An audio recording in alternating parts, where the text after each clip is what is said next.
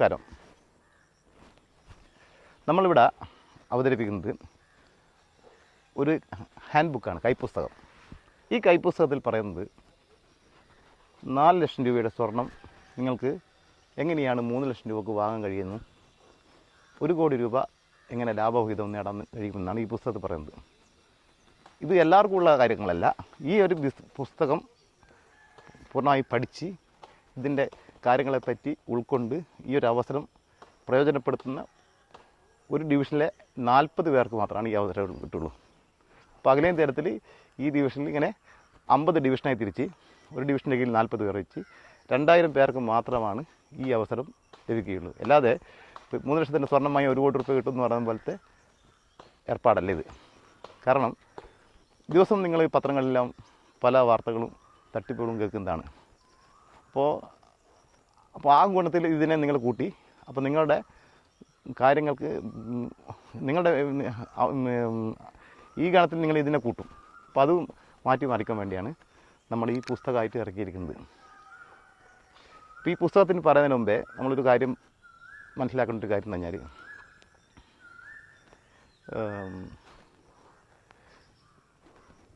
ഒരു ചിട്ടിയിൽ നമ്മളൊരു ആളെ ചേർത്ത് കൊടുത്താൽ കമ്മീഷൻ കിട്ടുന്ന കാര്യം നിങ്ങൾക്കറിയാലോ. 1% കമ്മീഷനാണ് അവർ കൊടുക്കുക.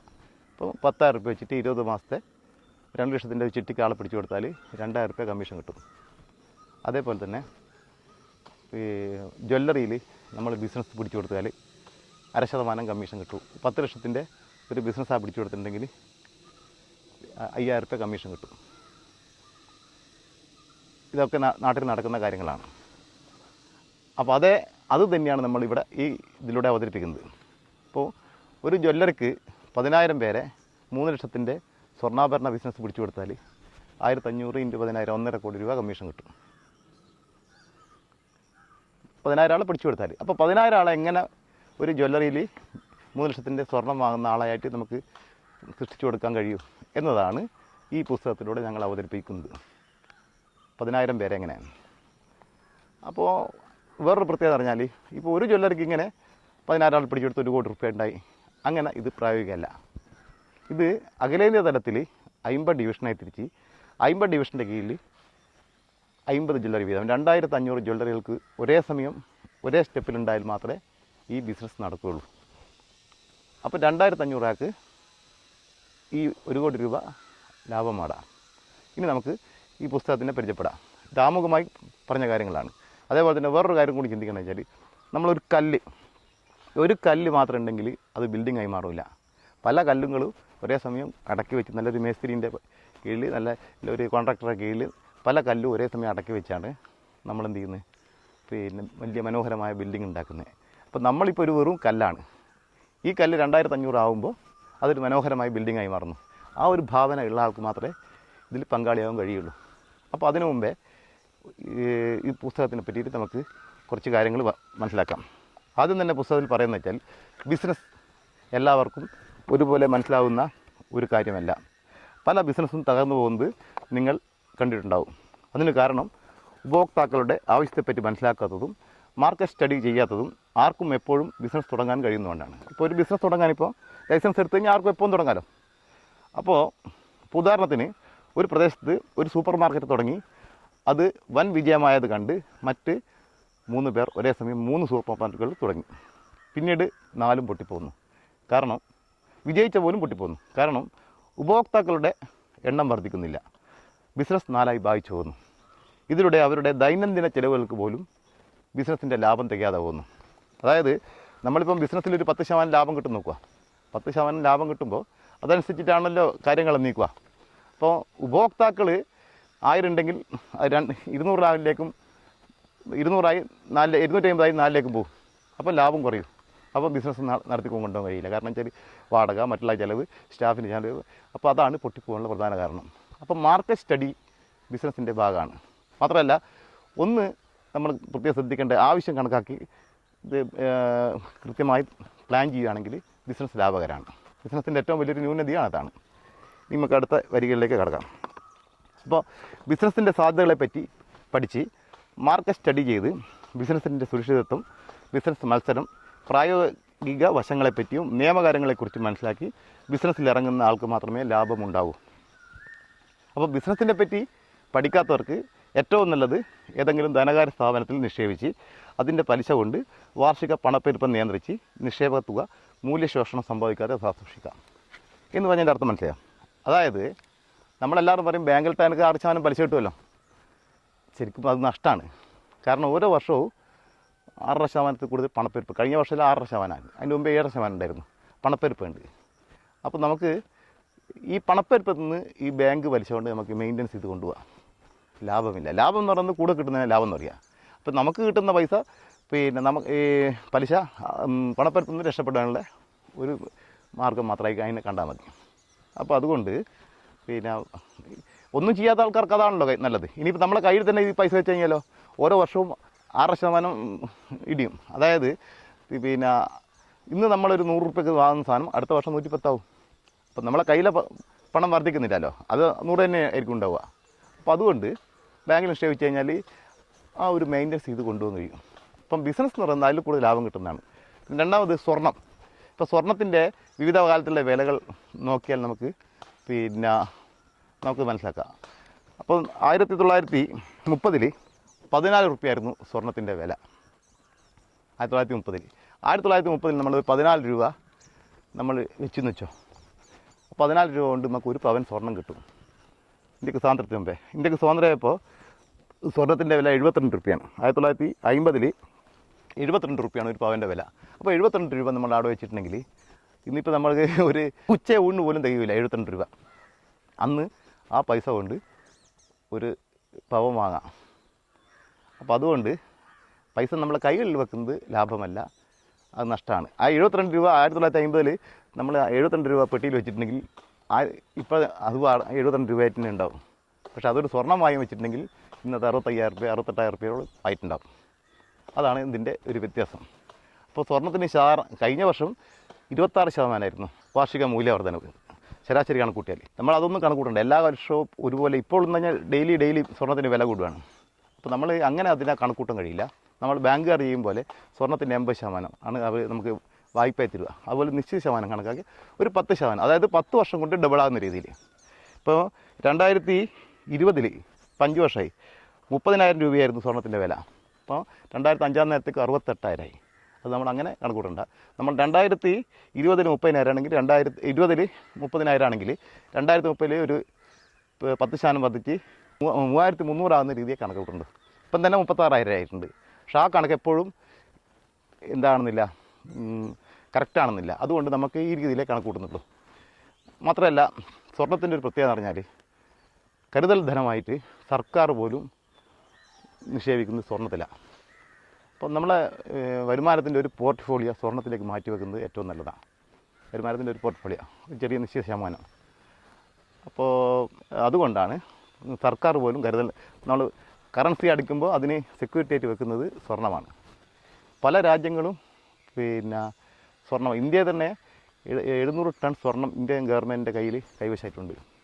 അപ്പോൾ ഇതുകൊണ്ട് നമ്മൾ ബിസിനസ്സിനെ പറ്റിയിട്ട് ഏകദേശം ഒരു ഐഡിയ കിട്ടിയിട്ടുണ്ട്. നിങ്ങൾക്ക് ബിസിനസ്സും നമ്മുടെ കയ്യിലെ പൈസയും എല്ലാം കൊണ്ടുള്ള കാര്യങ്ങളെ പറ്റി ഒരു ചെറിയ ധാരണ നിങ്ങൾക്ക് കിട്ടിയിട്ടുണ്ടാവും. ഇനി നമുക്ക് ബിസിനസ്സിലേക്ക് കിടക്കാം. ഇനി അടുത്ത മൂന്നാമത്തെ പേജിൽ പറയുന്നത് ബിസിനസ് എങ്ങനെ വർദ്ധിപ്പിക്കാമെന്നാണ് ഇതിൽ പറയുന്നത്. ഉപഭോക്താക്കളുടെ ആവശ്യം മനസ്സിലാക്കി അവർക്ക് വേണ്ട സേവനം ചെയ്ത് അതിനുള്ള പ്രതിഫലം വാങ്ങലാണ് ബിസിനസ്. നമ്മൾ ഒരാൾക്കൊരു സേവനം ചെയ്ത് കിട്ടുന്ന പ്രതിഫലമാണ് ബിസിനസ്. അപ്പോൾ പ്രതിവർഷം 1.5 കോടിയിലധികം വിവാഹം നടക്കുമ്പോൾ 4 വർഷം കൊണ്ട് വിവാഹത്തിൻ്റെ 40% മാത്രം കണക്കാക്കിയാൽ 2.5 കോടിയോളം വരും. അതായത് ഒരു വർഷം 1.5 കോടി ആകുമ്പോൾ 4 വർഷം കൊണ്ട് 6 കോടി. 6 കോടീൻ്റെ 50% എന്ന് പറയുന്നത് 3 കോടി. 3 കോടീൻ്റെ ഒരു 50 ലക്ഷം അതിൽ പിന്നെയും കിരിക്കും. അപ്പോൾ 2.5 കോടിയായി. അപ്പോൾ ശരാശരി 2.5 കോടി ആൾക്കാർക്കാണ് നമ്മൾ ഈ പദ്ധതി അവതരിപ്പിക്കുന്നത്. അപ്പോൾ 2.5 കോടി പേരെ 2,500 ബ്രാഞ്ചായി തിരിച്ചാൽ ഒരു ബ്രാഞ്ചിൽ 10,000 ആൾ. അപ്പോൾ 2,500 ഇൻറ്റു 10,000 ആണ് 2.5 കോടി. അപ്പോൾ ഒരു ബ്രാഞ്ചിൽ 10,000 ആളെ നമ്മൾ എന്ത് ചെയ്യുന്നത് വേണ്ടിയാണ് ഈ പദ്ധതി അവതരിപ്പിക്കുന്നത്. അതായത് 25 പേരടങ്ങിയ 400 യൂണിറ്റ്. ഒരു യൂണിറ്റിൽ 25 പേര്. അപ്പോൾ 25 പേരടങ്ങിയ 400 യൂണിറ്റ്. ഈ 10,000 ആളും ഈ 10,000 ആളും ഓരോ മാസവും 6,000 രൂപ വെച്ചിട്ട് 4 വർഷം വരെ വിവാഹത്തിന് വേണ്ടി സ്വർണം വാങ്ങാൻ തുക കണ്ടെത്തുന്നതിന് വേണ്ടി 4 വർഷത്തെ ഒരു സാമ്പത്തിക പ്ലാനിങ്ങിലൂടെ 3 ലക്ഷം രൂപയുടെ സ്വർണം വാങ്ങുന്ന ഒരു മാസ വരുമാനക്കാരന് മറ്റേത് ധനകാര്യ സ്ഥാപനത്തേക്കാളും ലാഭകരവും ആകർഷകവുമായ സമ്മാന പദ്ധതിയാണ് സൗഭാഗ്യദേശ് എന്ന ബിസിനസ് മാനേജ്മെൻറ്റിലൂടെ ഞങ്ങൾ അവതരിപ്പിക്കുന്നത്. അതായത് 4 വർഷം കൊണ്ട് നമ്മൾ സ്വർണം വാങ്ങാൻ വേണ്ടി ഒരു പ്ലാൻ തയ്യാറാക്കണം. അപ്പോൾ സ്വാഭാവികയിലും ഈ 6000 റുപ്യ വെച്ചിട്ട് പിന്നെ നമുക്ക് ഡെയിലി മാസത്തിൽ പോയിട്ട് സ്വർണം വാങ്ങാൻ കഴിയില്ലല്ലോ, അതിൽ പ്രായോഗിക പ്രശ്നങ്ങളുണ്ടല്ലോ. അപ്പോൾ നമ്മളെന്ത് ചെയ്യും? സ്വാഭാവികം ഏതെങ്കിലും ബാങ്കിൽ നിക്ഷേപിക്കും, അല്ലെങ്കിൽ ഒരു ചിട്ടിക്ക് കയറും. ഇതാണ് സാധാരണക്കാരൻ്റെ ഇടയിലുള്ള 2 മാർഗ്ഗങ്ങൾ. ഒന്നുകിൽ ബാങ്കിൽ നിക്ഷേപിക്കും, അല്ലെങ്കിൽ ഒരു ചിട്ടിക്ക് കയറും. എന്നിട്ട് ഈ തുക കൊണ്ടാണ് നമ്മൾ എന്ത് ചെയ്യുക? സ്വർണം വാങ്ങുക. അപ്പോൾ ഇതിൽ നിന്നൊരു വ്യത്യസ്തമായിട്ട് നമുക്ക് സ്വർണത്തിൻ്റെ ലാഭം ഒരേ സമയം നേടുകയും ചെയ്യാം, ഈ മറ്റുള്ള കാര്യങ്ങൾ നേടുകയും ചെയ്യാം. അപ്പോൾ നമ്മൾ എന്ത് ചെയ്യുന്നത് വെച്ചാൽ 6000 റുപ്യ വെച്ചിട്ട് 25 പേരിലൊരു ഗ്രൂപ്പ് ഉണ്ടാക്കുന്നു, മൈക്രോ ഗ്രൂപ്പ്. അപ്പോൾ 6000 × 25 എന്ന് പറഞ്ഞാൽ 1.5 ലക്ഷം റുപ്യ. ഈ 1.5 ലക്ഷം രൂപ കൊണ്ട് ഓരോ മാസം ഓരോ യൂണിറ്റ് സ്വർണം വാങ്ങുന്നു. അങ്ങനെ സ്വർണം വാങ്ങിയാൽ സ്വർണത്തിൻ്റെ മൂല്യമാണല്ലോ കൂടുക. ഇപ്പം നമ്മൾ ഈ രീതിയിൽ 6000 രൂപ വെച്ചിട്ട് പിന്നെ 48 മാസം, അതായത് 4 കൊല്ലം ബാങ്കിൽ നിക്ഷേപിച്ചാൽ 2,88,000 റുപ്യ കിട്ടും. അപ്പോൾ ഇതിന് ബാങ്കിൽ പലിശയായിട്ട് 38,000 റുപ്യ പലിശ കിട്ടും. അപ്പോൾ ഈ മുതലും പലിശയും ചേർത്ത് 3,26,000 രൂപ 3,26,000 രൂപ ലഭിക്കും. നമ്മൾ പ്രിൻസിപ്പൽ മുതലും പലിശയും ഇൻട്രസ്റ്റും കൂടി ചേർത്തിട്ട് 3,26,000 കിട്ടും. ഇനി അതേസമയം ഇത് ഈ വെറും 10% വെച്ചിട്ടാണ് ഞാൻ കണക്കൂട്ടിയ സ്വർണത്തിൻ്റെ. ഈ സ്വർണ്ണമാണ് വാങ്ങിയെങ്കിൽ നമുക്കെത്ര കിട്ടും? പിന്നെ 10% കണക്കൂട്ടിയാൽ 64,000 രൂപയുടെ മൂല്യവർദ്ധനവ് സ്വർണത്തിന് സംഭവിക്കുന്നു, മൂല്യവർദ്ധനവ് ലഭിക്കുന്നു. അതായത് ബാങ്കിങ് ഇടപാടിനേക്കാൾ 28,000 റുപ്യ ലാഭം. ഈ രീതിയിൽ സ്വർണ്ണമായി വാങ്ങിയെങ്കിൽ ബാങ്കിനേക്കാൾ 28,000 റുപ്യ ലാഭം. ഇത് എല്ലാവർക്കും അറിയുന്ന കാര്യമാണ്. കാരണം സ്വർണ്ണത്തിന് ബാങ്കിനേക്കാൾ പലിശ കൂടുന്നുള്ള കാര്യത്തിൽ. അപ്പോൾ നമുക്ക് ഏറ്റവും ചുരുങ്ങിയത് 28,000 റുപ്യ ലാഭം കിട്ടും. നമുക്ക് ഓരോരുത്തർക്കും പോയിട്ട് 1000 റുപ്യ ഓരോ മാസം 6,000 വാങ്ങി 6,000 വാങ്ങി വെക്കാൻ കഴിയില്ല. കാരണം അതിന് ടാക്സ് കൊടുക്കണം, GST ഉണ്ട്, പിന്നെ സർവീസ് ചാർജ്, പണിക്കൂലിയുണ്ട്. അപ്പോൾ അതെല്ലാം കൊണ്ട് സ്വർണം അങ്ങനെ വാങ്ങാൻ കഴിയില്ല, ബാങ്കിലിടുമ്പോൾ നിക്ഷേപിക്കാൻ കഴിയില്ല. അപ്പോൾ അത്തരം ആളുകൾക്കുള്ള ഒരു ലാഭകരമായിട്ടൊരു പദ്ധതിയാണിത്. അപ്പോൾ ഈ 25 പേരും ചേർന്ന് ഒരു ഡീഡ് ഉണ്ടാക്കി രജിസ്റ്റർ ചെയ്ത്, പിന്നെ ഇന്ന കാര്യങ്ങൾ വ്യവസ്ഥകളിലും വെച്ച് ഡീഡ് രജിസ്റ്റർ ചെയ്ത് അതൊരു കമ്പനിക്ക് തുല്യമാണ്. അപ്പോൾ അത് നിയമാനുസൃതമാണ്. അവരെന്ത് ചെയ്യുന്ന പറഞ്ഞാൽ ഏതെങ്കിലും സ്ഥാപനത്തിൻ്റെയോ അല്ലെങ്കിൽ ഏതെങ്കിലും ഒരു വീടിൻ്റെ അടിയിൽ പിന്നെ അണ്ടറിൽ നമ്മളെന്ത് ചെയ്യുന്നു, ഇങ്ങനെ ചെയ്യുമ്പോൾ അവർക്ക് പിന്നെ ഒരു കമ്പനിക്ക് തുല്യമാണ് നിയമപരമായിട്ട്. ഈ പൈസ എങ്ങനെയിട്ടോ പോകുന്നത്, എവിടെയാണ് കൊടുക്കുന്നത്, എങ്ങനെയാണ് കൊടുക്കുന്നത്, എല്ലാം ഇതിനകത്ത് വ്യക്തമായിരിക്കും. അപ്പോൾ ഇതൊരിക്കലും പൊട്ടിപ്പോവില്ല. കാരണം 25 പേരിൽ മാത്രമാണ് ഈ സാമ്പത്തിക ഇടപാട് ഒതുങ്ങുന്നത്. പല കമ്പനികൾ കോടികൾ മുക്കിയെന്നെല്ലാം കേൾക്കാമല്ലോ. അതുപോലെ ഇതൊന്നും ഇതിൻ്റെ അകത്ത് സംഭവിക്കില്ല. ഇത് അതുമല്ല, ആദ്യത്തെ 3 മാസത്തെ പൈസ നമ്മൾ സർവീസ് ചാർജായിട്ട് ഒരു ലിമിറ്റഡ് കമ്പനി നിക്ഷേപിക്കണം. അഥവാ ഇത് പൊഴിഞ്ഞു പോയെന്ന് വെച്ചാൽ കമ്പനിക്ക് ദോഷം ചെയ്യാറില്ല, സമ്മാനം കൊടുക്കുന്നതും ചെയ്യാണല്ലോ. അപ്പോൾ അതുകൊണ്ട് ആദ്യത്തെ 3 മാസം പൈസ കഴിഞ്ഞാൽ പിന്നത്തെ 20 മാസം പൈസ എന്ന് പറഞ്ഞാൽ സ്റ്റേറ്റ് ബാങ്ക് ഓഫ് ഇന്ത്യയുടെ ഒരു സ്കീമുണ്ട്, RGD എന്നുള്ള സ്കീമുണ്ട്. ആ സ്കീമിൽ നിങ്ങൾ നിക്ഷേപിക്കണം. അതിൻ്റെ കാരണം വെച്ചാൽ ഒരു 0.5% കമ്മീഷൻ. സാധാരണ നമ്മൾ ലോക്കറിൽ വെക്കുമ്പോൾ അങ്ങോട്ട് പൈസ കൊടുക്കണമല്ലോ, ഇതിൽ വെച്ച് കഴിഞ്ഞാൽ ഇങ്ങോട്ടാണ് പൈസ. 0.5% കമ്മീഷൻ കിട്ടുകയും ചെയ്യും, സ്വർണ്ണം പോലെ തന്നെ മൂല്യവർദ്ധന കിട്ടുകയും ചെയ്യും. അത് ഈ ഡീഡിൻ്റെ പേരിൽ യൂണിറ്റിലെ 1-2 ആൾക്കാരെ ഇങ്ങനെ മാനേജ്മെൻറ്റ് ചെയ്യുന്ന അവരുടെ പേരിലാണ്, അവരുടെ അക്കൗണ്ടിലാണ് നമ്മളിത് നിക്ഷേപിക്കുക. അത് നിശ്ചിത സമയം കഴിഞ്ഞാൽ അവിടുന്ന് പിൻവലിക്കാം. അപ്പോൾ മൂല്യം കൂടുകയും ചെയ്യും. അതിനുശേഷം പിന്നെ 20 ദിവസം വരെ സെക്യൂരിറ്റി ആയല്ലോ. അതിനുശേഷം എന്ന് പറഞ്ഞാൽ ഇപ്പം നമുക്ക് കല്യാണമുണ്ട്. അപ്പോൾ ഈ 25 ആളിൽ ചേർന്നിട്ട് ഇന്ന് അയാൾക്ക് കല്യാണമുണ്ട്, അയാൾക്ക് കൊടുക്കണം. അപ്പോൾ 1-2 ആൾക്കാർ ജാമ്യം നൽകുന്നു. അപ്പോൾ അയാൾ പിന്നീട് തിരിച്ചടച്ചില്ലെങ്കിൽ ഈ ജാമ്യം കൊടുത്ത ആളത്തുനിന്നാണ് അതിൻ്റെ ഇത് കിട്ടുക. പിന്നെ ലാസ്റ്റ് 20 മാസം അവിടെ കെട്ടിവെച്ച പൈസയില്ലേ, അത് ലാസ്റ്റ് മാസം ആണ്, അതായത് 48 മാസമാണ് കിട്ടുകയുള്ളൂ. അപ്പോൾ അതിനിപ്പോൾ അഡ്വാൻസായി കൊടുക്കുമ്പോൾ എന്തായിട്ട് കുഴപ്പമെന്ന് പറഞ്ഞാൽ നമ്മൾ ഈ സ്വർണം പണയത്തിൻ്റെ അതേ സ്കീം അതിന് ഉപയോഗിക്കുക. ഇപ്പോൾ ലാസ്റ്റ് 3,26,000 രൂപ കിട്ടുന്ന രീതിയിലുള്ള ഒരു കിഴിവ് കൊടുത്തിട്ടാണ് നമ്മൾ സ്വർണം കൊടുക്കുക. അപ്പം നമ്മളിപ്പോൾ ഒരു പവൻ കൊണ്ടുപോയി കഴിഞ്ഞാൽ നമുക്ക് 55, ഇന്നിപ്പോൾ കൊടുക്കുന്നത് 52,000 റുപ്യ പലിശ, 68,000 റുപ്യോളം സ്വർണ്ണത്തിന് വിലയായില്ലേ, 52,000 റുപ്യാണ് കിട്ടുക. അതുപോലെ ഈ 3 ലക്ഷം എന്ന് പറഞ്ഞാൽ അതിൻ്റെ ഒരു കിഴിവും കഴിച്ചിട്ടുള്ള അന്നേരമുള്ള ഒരു കിഴിവും കഴിച്ചിട്ടുള്ള പൈസയാണ് കിട്ടുക. ലാസ്റ്റ് എല്ലാവർക്കും ഒരുപോലെ 3,26,000 റുപ്യയും കിട്ടും. പിന്നെ 10,000 റുപ്യ മംഗല്യനിധി ബോണസ്, അതായത് സൗഭാഗ്യനിധിക്ക് വേണ്ടിയിട്ട് എൻ്റെ ലാഭത്തു നിന്നാണ് കല്യാണ ആൾക്കാർക്ക് 10,000 റുപ്യ നമ്മൾ ബോണസായിട്ടും കൊടുക്കും. അപ്പോൾ നേരത്തെ നമ്മൾ പറഞ്ഞത് 38,000 രൂപയാണ് ബാങ്കിലിടുന്നതിനേക്കാൾ പലിശയായിട്ട് ലഭിക്കുന്നത്. അപ്പോൾ അതിൽ നമ്മൾ 28,000 കൂടി ജാസ്തി കിട്ടും. അപ്പോൾ 28,000 കൂടി ജാസ്തി കിട്ടുമ്പോൾ 64,000 രൂപ വലിച്ചു കിട്ടും മൂല്യവർദ്ധനവ്. ഇത് കറക്റ്റ് കണക്കല്ല, ഇതിൽ കൂടുതലുള്ള സാധ്യത കുറയാൻ സാധ്യതയില്ല. കൂടുതൽ സാധ്യത ഉണ്ടെങ്കിൽ നമ്മൾ അഗ്രിമെൻറ്റിൽ കൂടുതൽ വരുവാണെങ്കിൽ ഈ പൈസയും കഴിഞ്ഞ് കൂടുതൽ വരുവാണെങ്കിൽ 50-50 ആക്കും. അതായത് കമ്പനിക്ക് പകുതിയും ഉപഭോക്താവിന് പകുതിയും. ഈ 10% വരെ നമ്മൾ ബേസിക്കാണ്. അതിന് ശേഷം എന്ത് ചെയ്യുന്നതെന്ന് വെച്ചാൽ ഇപ്പോൾ കഴിഞ്ഞ പ്രാവശ്യം ഇപ്പോൾ വേറൊരു കണക്ക് പറയാം. ഇപ്പോൾ കഴിഞ്ഞ പ്രാവശ്യം 26% ലാഭം കിട്ടിയെന്നാണ് പറയുന്നത്. അപ്പോൾ ആ രീതി കണക്ക് കൂട്ടുകയാണെങ്കിൽ ഇതിപ്പോൾ 10%-നാണ് 24,000 കിട്ടുന്നുണ്ടെങ്കിൽ 26% കണക്ക് കൂട്ടുകയാണെങ്കിൽ ഏകദേശം ഒരു 10%-ന് 26,000 ഒരു 1,15,000 രൂപ ലാഭം കിട്ടി നോക്കുക. 1,15,000 രൂപ ലാഭം കിട്ടുമ്പോൾ 26,000 രൂപയും ഈ പലിശയും കഴിച്ചിട്ടുള്ള 68,000 കൂട്ടി 68,000 രൂപ ലാഭം കിട്ടുമ്പോൾ 60,000 രൂപ. അപ്പോൾ അതിൽ വീഴ്ചിട്ട് ഈ 25 പേർക്കും എടുക്കുകയും ചെയ്യാം. അപ്പോൾ അതേസമയം സ്വർണത്തിൻ്റെ ലാഭം കിട്ടുകയും ചെയ്യും, യാതൊരു നഷ്ടവും ഇല്ല. അപ്പോൾ ഏവർക്കും ആകർഷമായ ഒരു പദ്ധതിയാണിത്. ഇനി നമുക്ക് ഈ പദ്ധതി എങ്ങനെ ഒരു ആകർഷകമായിട്ടുള്ള പദ്ധതിയായി മാറ്റാം എന്നത് നോക്കാം. ഇപ്പം 28,000 രൂപ അധികമായി ലഭിക്കുന്ന കണക്കാണല്ലോ നമ്മൾ പറഞ്ഞത്. അപ്പോൾ 28,000 കൂടുതൽ ലാഭം കിട്ടുമ്പോൾ അതിൽ പകുതി പൈസ, ലാഭത്തിൻ്റെ പകുതി പൈസ മാനേജ്മെൻറ്റിനും പകുതി പൈസ ഉപഭോക്താക്കൾക്കാണ് കിട്ടുക. അതുകൊണ്ട് അത് കറക്റ്റ് കണക്കിൽ നമുക്ക് പറയാൻ കഴിയില്ല. അത് ഈ പൈസ അതിൽ എഗ്രിമെൻറ്റ് ഡീഡിലുണ്ടാവും ഇങ്ങനെ ചെയ്യാന്നുള്ളത്. അപ്പോൾ 28,000 രൂപ അധികമായി ലഭിക്കുന്നതിലൂടെ അതിൽ നിന്നും പദ്ധതിയിലെ എല്ലാ അംഗത്തിനും 10,000 രൂപ കൊടുത്തു. ഇതിന് 15,000 രൂപ സർവീസ് ചാർജ്, 3,000 രൂപ നമ്മൾ ആദ്യം രജിസ്ട്രേഷനായിട്ട് 2,000 രൂപ മേടിക്കും, അത് തിരിച്ചു കൊടുക്കാൻ വേണ്ടി 3,000 രൂപ.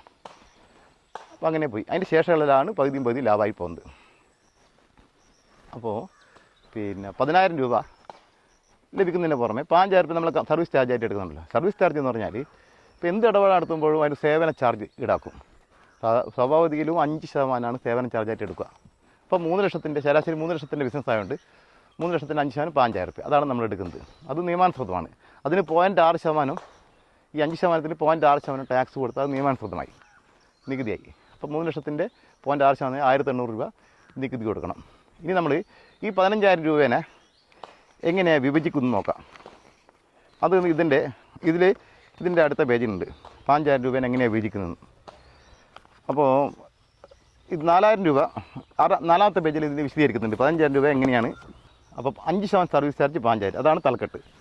അപ്പോൾ 4,000 രൂപ സ്റ്റാഫിനും 3,700 രൂപ സമ്മാനത്തിനും 1,800 രൂപ നികുതിക്കും 500 രൂപ പലവിധ ചിലവുകൾക്കും 5,000 രൂപ ബ്രാൻഡ് ജ്വല്ലറിക്കും സർവീസ് ചാർജിൽ നിന്ന് ലഭിക്കുന്നു. ഇങ്ങനെയാണ് 5,000 രൂപയെ വിഭജിക്കുന്നത്. അപ്പോൾ 4,000 രൂപ 50 മാസത്തേക്ക് 48 മാസമാണല്ലോ 4 കൊല്ലം. അപ്പോൾ ശരാശരി 50 കൂട്ടാം.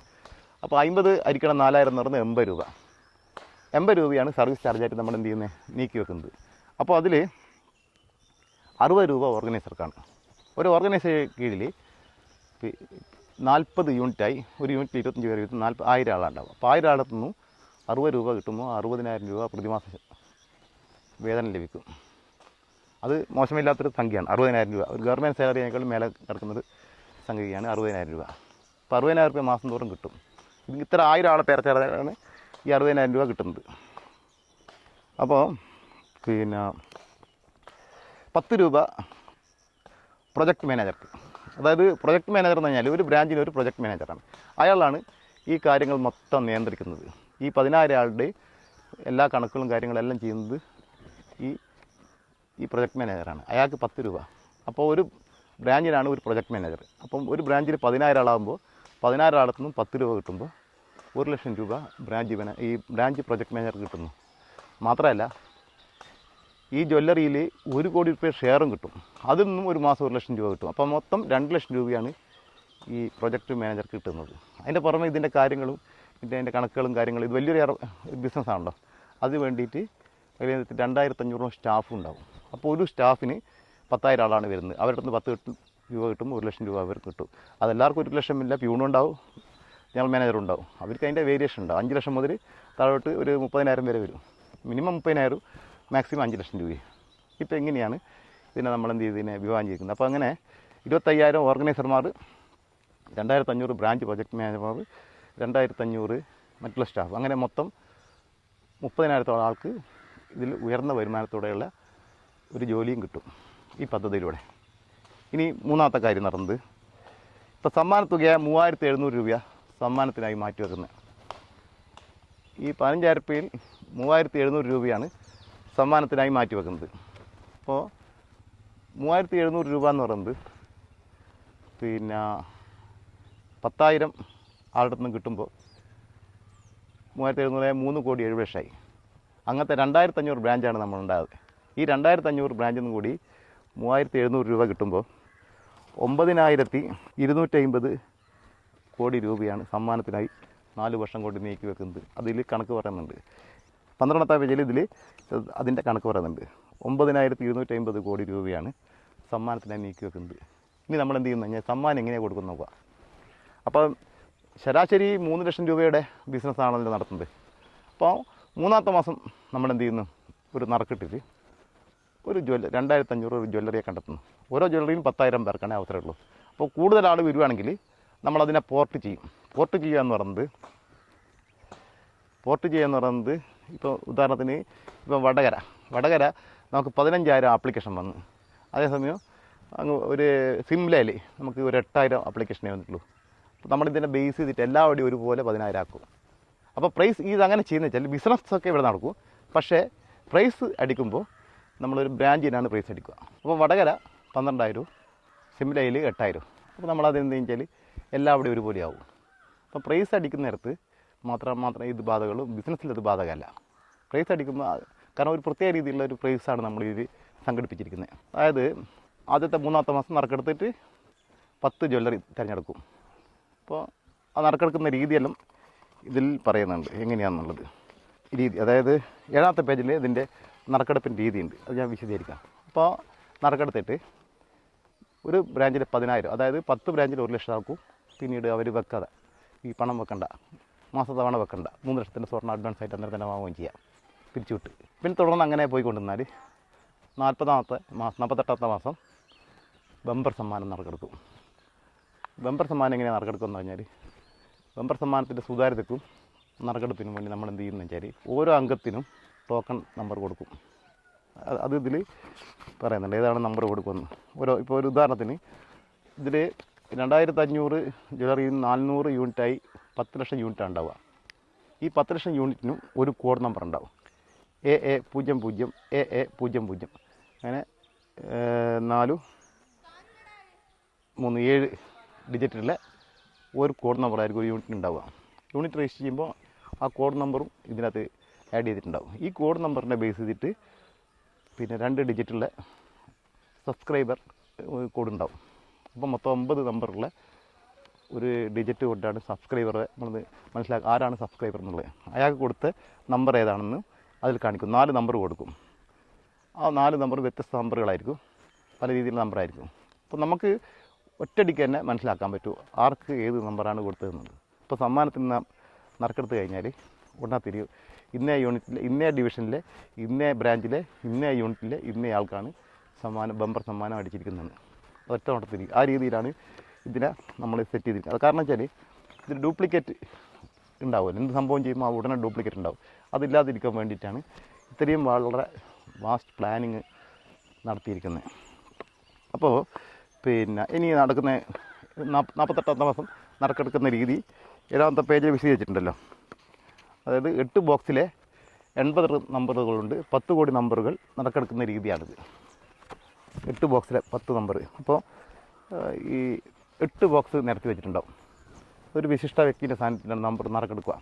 ഓരോ ബോക്സിലും പിന്നെ 30 നമ്പർ ഉണ്ടാവും. അപ്പോൾ 10 × 8 80, വെറും 80 നമ്പറാണ്. അപ്പോൾ അതിൻ്റെ ആദ്യത്തെ ഒരു ബോക്സിൽ നിന്ന് ഒരു നമ്പറിങ് എടുത്ത് അത് B ആണ് നമ്പർ കിട്ടിയത്. 2ാമത്തെ ബോക്സിൽ നിന്ന് 7ാമത്തെ നമ്പർ കിട്ടി. അങ്ങനെ 4 2 5 0 4 3 ഇങ്ങനെ നമ്പറുകളാണ് കിട്ടിയിരിക്കുന്നത്. അത് ബോർഡ് എഴുതി. അപ്പോൾ സാമ്പിൾ വിന്നർ യൂണിറ്റ് എന്ന് പറഞ്ഞാൽ B742 5043 എന്ന നമ്പർ ആരുടെ കയ്യിലാണുള്ളത് അവരാണ് ബമ്പർ സമ്മാനത്തിൻ്റെ ഉടമ. ഇത് 2,500 ബ്രാഞ്ചിലെ 14 ആളിൽ നിന്ന് തിരഞ്ഞെടുക്കുന്ന ഒരു നമ്പറാണ്. അതേസമയം തന്നെ അയാളുടെ കയ്യിൽ 4 നമ്പറുണ്ട്. അതിലൊരു നമ്പർ മാത്രമാണ് ഇത് കിട്ടിയിരിക്കുന്നത്. അപ്പോൾ അയാൾക്ക് 10 കോടി രൂപ സമ്മാനമായിട്ട് 4ാമത്തെ വർഷം കിട്ടും. അപ്പോൾ 25 പേരുള്ള യൂണിറ്റാണല്ലോ. അപ്പോൾ അയാൾ ഒഴിച്ച് ബാക്കി 24 ആൾക്കും 2 കോടി രൂപ സമ്മാനം കിട്ടും. പിന്നെ അയാൾ ഏത് ബ്രാഞ്ചിലാണുള്ളത് ആ ബ്രാഞ്ചിലെ 10,000 ആണ്. ഈ 25 ആളും കഴിച്ചിട്ടുള്ള 10,000 ആളുണ്ട്. 10,000-ൽ 25 കഴിച്ചിട്ടുള്ള 9,975 ആൾക്കും പിന്നെ ഒരു 60 ലക്ഷം രൂപ വെച്ചിട്ട് 10,000 ആൾക്ക് സമ്മാനം കിട്ടും. ഒരു പ്രദേശത്തുള്ള 10,000 ആൾക്കും 60 ലക്ഷം രൂപ സമ്മാനം കിട്ടുമ്പോൾ പിന്നെ യാതൊരു നഷ്ടവുമില്ല, ലാഭം മാത്രം. ആരാണ് ഈ പദ്ധതി ഉപേക്ഷിക്കുക? ഒരു നഷ്ടവുമില്ല. ഇത്രയും സുന്ദരമായിട്ടൊരു പദ്ധതി വേറെ ഉണ്ടാവുക. അപ്പോൾ അത്രയും വാസ്റ്റായിട്ട് നമ്മളതിൻ്റെ ഒരുപാട് കാലത്ത് പഠനം കൊണ്ടാണ് ഈ രീതിയിൽ നമ്മളിവിടെ എത്തിച്ചേർന്നത്. ഒരു ദിവസം കൊണ്ട് ഉണ്ടാക്കിയൊന്നുമല്ല. ഇതിങ്ങനെ ചിന്തിച്ച് ഇതിനൊക്കെ കാര്യങ്ങളെല്ലാം പഠിച്ച് മനസ്സിലാക്കി ഇതിനെ വളരെയധികം പ്രാക്ടിക്കലായി ചെയ്യാൻ വേണ്ടിയിട്ടാണ് ഈ നമ്പർ വരെ കൊടുത്തിരിക്കുന്നത്. അപ്പോൾ നമ്മളിതൊക്കെ സ്വർണം വാങ്ങുന്നുണ്ട്, കുടി ചേരുന്നുണ്ട്, ബാങ്കിൽ നിക്ഷേപിക്കുന്നുണ്ട്. അപ്പോൾ അവരിൽ നിന്ന് ഒരു പുതിയ സംവിധാനത്തേക്കാണ് നമ്മളിലേക്ക് മാറ്റുന്നത്. ഇപ്പം ബാങ്കിലിട സ്വർണ്ണത്തിൻ്റെ ലാഭവും കിട്ടും, നമ്മുടെ സർവീസ് ചാർജും കഴിച്ച് കിട്ടുന്ന പൈസ അവർക്ക് തന്നെയാണ് ലാഭം. സ്വർണ്ണത്തിൻ്റെ ലാഭവും കിട്ടും, പിന്നെ ഈ ആകർഷകമായ സമ്മാനവും കിട്ടും, പിന്നെ 3 ലക്ഷം രൂപ ആദ്യം തന്നെ സ്റ്റാർട്ടിങ് കിട്ടുകയും ചെയ്യും. അപ്പോൾ ഇതിൽ നമ്മൾ ആവശ്യം 6 കോടിയാണെങ്കിൽ 6 കോടി ആൾക്കാരും വരും. മാത്രമല്ല 3 ലക്ഷം കൊണ്ട് ഇന്നത്തെ കാലത്ത് 4 പവൻ വരെ കിട്ടുള്ളൂ ശരാശരി. അപ്പോൾ 4 പവൻ കൊടുക്കാത്ത ആരും ഉണ്ടാവില്ലല്ലോ. 40 പവൻ വരെ കൊടുക്കുന്ന 100 പവൻ കൊടുക്കുന്ന ആൾക്കാരുണ്ട്. അപ്പോൾ അവർക്ക് വേണമെങ്കിൽ 1 or 2 പേരുകളിൽ ചേരാം. അപ്പോൾ കോട്ട തയ്ക്കും എന്ന കാര്യത്തിൽ എന്തില്ല, ഡൗട്ടില്ല. കാരണം ഇത് ആർക്കും ഉപയോഗിക്കുക. ഇനിയിപ്പം ബൈ ചാൻസിൽ ഈ ഒരു ആപ്ലിക്കേഷൻ തന്നെ പിന്നെ നമ്മളെന്ത് ചെയ്യുന്നു, 10,000 ആക്കല്ലേ കൊടുക്കുന്നത്. ഒരാൾക്ക് വേണമെങ്കിൽ 4 അല്ല 5 ചേരാം. അപ്പോൾ 14 രൂപ കൊടുക്കുന്നത്. അപ്പോൾ അയാൾ 5 വിഭജിക്കും. അപ്പോൾ 500-ൽ ഒരാൾക്ക് 60 ലക്ഷം കിട്ടും. അന്നേരം 2,500-ൽ ഒരാൾക്കല്ലേ 60 ലക്ഷം കിട്ടുന്നത്. അപ്പോൾ 5 സ്ഥലത്താകുമ്പോൾ 500-ൽ ഒരാൾക്ക് കിട്ടുമല്ലോ 60 ലക്ഷം. അപ്പോൾ അതുപോലെ തന്നെ 50-ൽ ഒരാൾക്ക് 3 ലക്ഷത്തിൻ്റെ സ്വർണ്ണം ഫ്രീ ആയിട്ട് കിട്ടുകയും ചെയ്യും. 5 ഷെയർ എടുക്കുകയാണെങ്കിൽ 5 സ്ഥലത്ത് എടുക്കുകയാണെങ്കിൽ. അപ്പോൾ അത് ആ ജ്വല്ലറി തന്നെ ഒരു ജ്വല്ലറി ഒരാൾക്ക് ഒന്നേ കൊടുക്കുകയുള്ളൂ. കാരണം എല്ലാവരും ഈക്വലായി വരേണ്ടതുകൊണ്ടാണ് അങ്ങനെ ചെയ്യുന്നത്. നമ്മൾ പറഞ്ഞത് പ്രൈസിൻ്റെ കാര്യമാണ് പറഞ്ഞത്.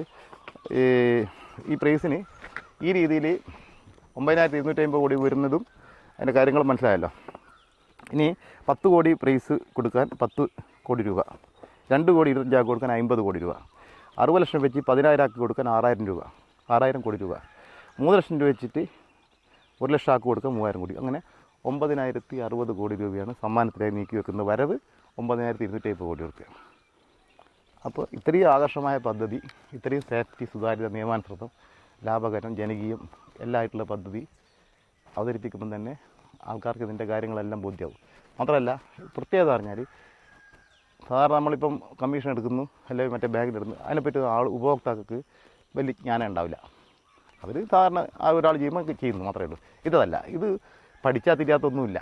അപ്പോൾ ഇതിൻ്റെ മൊത്ത കാര്യങ്ങൾ ഓരോ ഉപഭോക്താവും പഠിക്കുന്നതുകൊണ്ട് തന്നെ ഇത് 100% സുതാര്യമാണ്. അടക്കെടുക്കുന്ന രീതിയിൽ സമ്മാനം കൊടുക്കാനുള്ള വരുമാനം, മാനേജ്മെൻറ്റ്, ഇതൊക്കെ കൃത്യമായിട്ടാണ് പഠിച്ചിട്ടാണ് നമ്മളെന്ത് ചെയ്യുന്നത്, ഓരോ അംഗത്തിനെയും കൊണ്ടുവരുന്നത്. അപ്പോൾ ഇതുകൊണ്ടെന്ന് പറഞ്ഞാൽ പിന്നെ ഒരു ജ്വല്ലറിക്ക് 10,000 പേരെ 6 കോടി റുപ്യൻ്റെ ബിസിനസ് നേടിക്കൊടുക്കാൻ കഴിയും.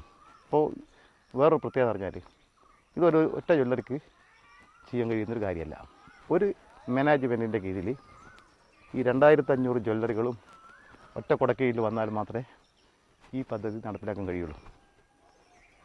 അപ്പോൾ അതിൻ്റെ പിന്നിൽ ഒരുപാട് പ്രയത്നങ്ങൾ വേറെ ഉണ്ടാവും. അതുകൊണ്ട് 3 കോടി രൂപയുടെ ബിസിനസ്സാണ് അവർക്ക് കിട്ടുള്ളൂ. 1 കോടിയുടെ ബിസിനസ് പ്രൊജക്റ്റ് മാനേജർക്കാണ്.